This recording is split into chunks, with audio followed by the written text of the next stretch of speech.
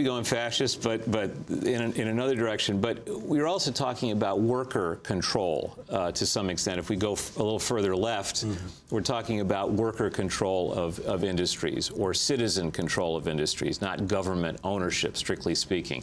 So if we get to the point where the United Auto Workers Union is asked to participate, let's say, in the bailout of General Motors or the bailout of Chrysler or Ford, are we going to give the United Auto Workers ownership stake in these corporations?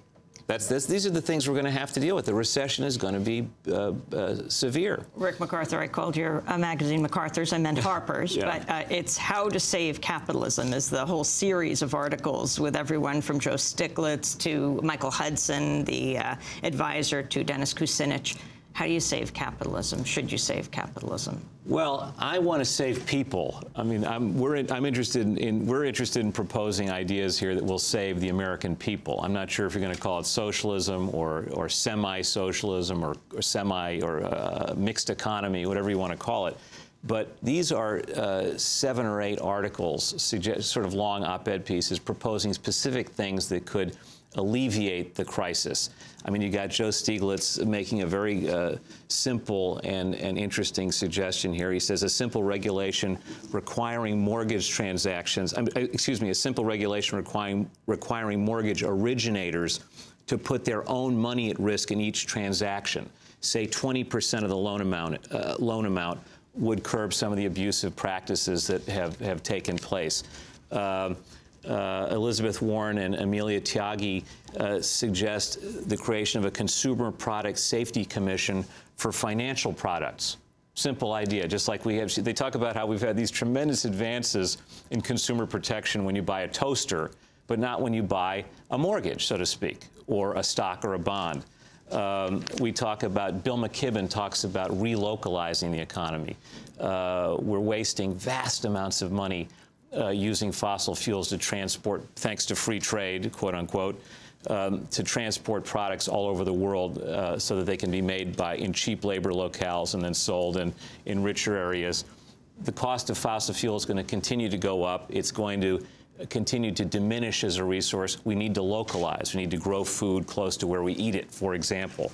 There are other examples, but it's a collection of pieces that offer practical solutions. We need industrial planning. That's what my friend here, Eric Jansen, says. We need to reindustrialize the country, but to reindustrialize the country, you have to have a coherent central planning mechanism. But when you say central planning, people like John McCain or John Stormer, the guy in 1964 who wrote Goldwater's text, None Dare Call It Treason, they think Soviet Union. Central planning means Soviet Union. It means bureaucrats getting into everybody's personal life. But there are a lot of things we could do short of outright government takeover or outright socialism or communism that could improve the situation. You wrote, "You can't be president, the outrageous barriers to democracy in America." We just have 30 seconds, but given the situation as it stands now, do you still feel that way? Or even more? Well, I think that the amount of money that's been poured into the campaign, we're going to get up to $1 billion by the end of it, it looks like, has raised the barriers to entry to popular democracy. In other words, you and me and Juan participating in our democracy to a level that we can't get past. And you've got, in just talking about the term limits with Bloomberg, there's collusion between the Democratic Party and Bloomberg, and people are afraid of Bloomberg because he's so rich.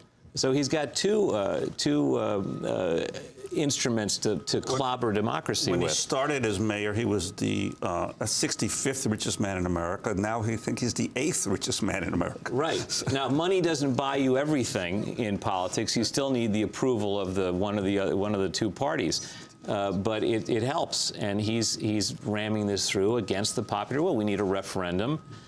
like we probably would have needed a referendum on the bailout bill. If we'd had a referendum on the bailout bill, it wouldn't have passed. Rick MacArthur, thanks so much for being with us. His book is You Can't Be President, The Outrageous Barriers to Democracy in America. The latest issue of Harpers magazine is about how to save capitalism. This is Democracy Now!, democracynow.org, The War and Peace Report. When we come back, we're talking voting rights and a lawsuit being filed now in Pennsylvania. Stay with us. Good.